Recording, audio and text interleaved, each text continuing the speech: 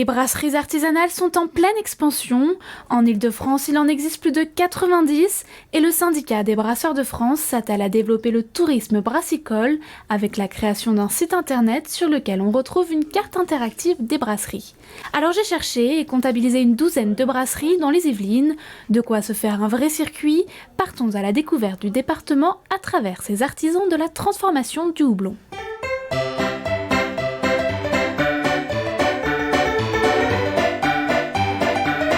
Première découverte aux portes de la plaine de Versailles, la brasserie au cloc de Bois d'Arcy propose des bières vieillies en barrique. Sébastien va nous raconter tout ça. Au Cloc existe depuis 2015 et 2 ans après sa création, la bande de copains a voulu tester le vieillissement des bières en barrique. Des barriques qui ont déjà servi pour du whisky, du sauterne, du cognac et autres spiritueux et qui peuvent transmettre leur histoire. En résulte la gamme Baden Powell.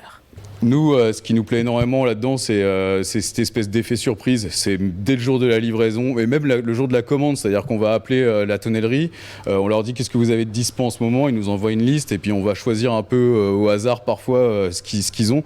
Et le jour de la livraison, c'est ouvrir les bouchons, mettre le nez dedans et se dire ouais, ça va être génial. Aujourd'hui, la brasserie dispose d'une 50aine de barriques dans lesquelles les bières vieillissent entre 6 et 18 mois. Dernière cuvée, la Yuri, issue d'une collaboration avec une brasserie russe, une bière à 13 degrés vieillie dans une barrique de cognac avec des copeaux de noix de coco torréfiés.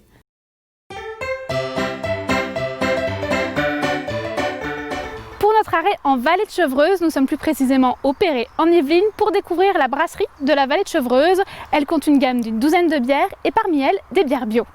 D'abord installé à Bonnel, Emmanuel est l'un des premiers à s'être lancé dans les Yvelines en 2008, une première année en bière conventionnelle avant de passer au bio.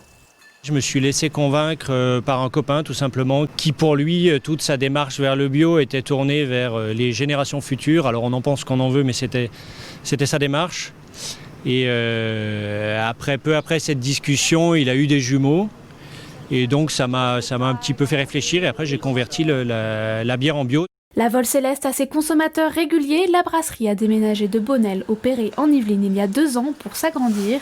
De 200, elle est passée à 2000 mètres carrés.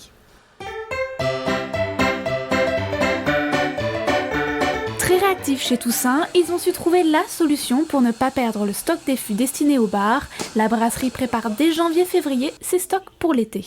On s'est vite dit qu'il serait difficile de passer ces fûts avec le confinement parce qu'on ne connaissait pas la date de fin.